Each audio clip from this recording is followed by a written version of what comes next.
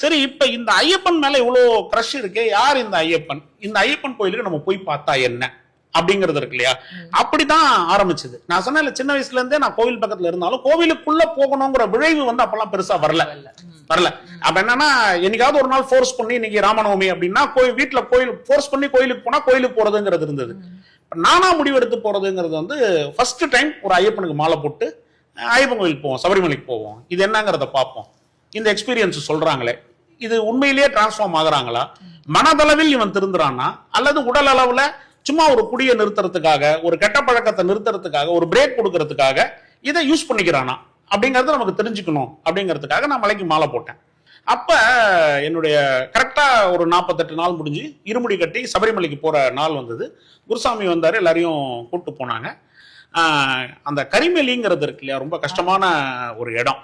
அந்த மேல ஸ்டீப்ல போயிட்டு இருக்கும் பொழுது அப்படியே போயிட்டு இருக்கோம். அதுக்கு அடுத்தது கரிமேலி இறக்கம் வருது. இறக்கத்துல இறங்கிட்டு இருக்கும் பொழுது எல்லாரும் சொல்லிட்டு போறாங்க, யாரை காண சாமியை காண, சாமியை கண்டால் மோட்சம் கிட்டும், யாரை காண சாமியை காண, சாமியை கண்டால் மோட்சம் கிட்டும்னு சரணம் சொல்லிக்கிட்டே போறாங்க. நான் அப்படியே எட்டி பார்த்துட்டு சொல்றேன், கீழே பார்த்தா கண்ணு கட்டின தூரம் வரைக்கும் பள்ளம் இருக்கு.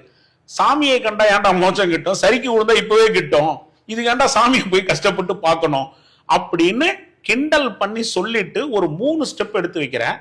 ஒரு மழை பெஞ்சு அந்த இது இருக்கும்ல, அந்த டைம்ல அது கொஞ்சம் சேரும் சகதியுமா இருந்தது இல்லையா, அந்த கால் வழுக்கி நான் எந்த சரிக்கு விழுந்தா மோட்சம் கிட்டும்னு சொன்னனோ அந்த சரிவை நோக்கி நான் போய்கிட்டே இருக்கேன். டோட்டலா என் கண் எதிர்க்க மரணம்ங்கிறத நான் ஃபீல் பண்றேன். கிட்டத்தட்ட எனக்கும் இந்த டேபிளுக்கும் இருக்கிற டிஸ்டன்ஸ் தான் அந்த பள்ளம். இது முடிஞ்சு போச்சு. இது முடிஞ்சதுன்னா அங்க விழுந்துட்டேன்னா எனக்கே கண்ணுக்கு தெரிஞ்சு ஒரு எலும்பு கூட கிடைக்காதுங்கிறது கிளீனா தெரியுது.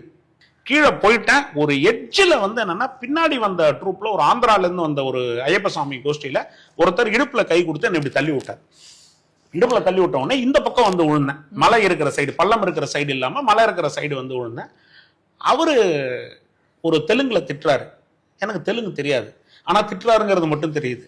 ஆனா அவருடைய பாடி லாங்குவேஜ்ல இருந்து நான் புரிஞ்சுக்கிட்ட ஒரு விஷயம் என்னன்னா, ஆரம்பத்துல இருந்தே நான் உன்னை பார்த்துக்கிட்டே வரேன், வாட்ச் பண்ணிக்கிட்டே வரேன், ரொம்ப ஆட்டமும் பாட்டமுமா தான் வந்துகிட்டு இருக்கிறீங்க, இல்லாத கெட்ட பழக்கம்லாம் அந்த மலையில பண்ணிக்கிட்டே வரீங்க. நீங்க நினைக்கிற மாதிரி சாமி அவன் கிடையாது. அவன் ரொம்ப துடியான சாமி.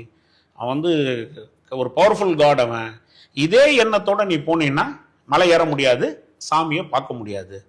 ஒழுங்கா நின்று இந்த இடத்துல 108 சரணம் சொல்லிட்டு அதற்கு பிறகு அடுத்த ஸ்டெப் எடுத்து வை அப்படின்னு அவர் சொல்றாருங்கிறது எனக்கு புரியுது.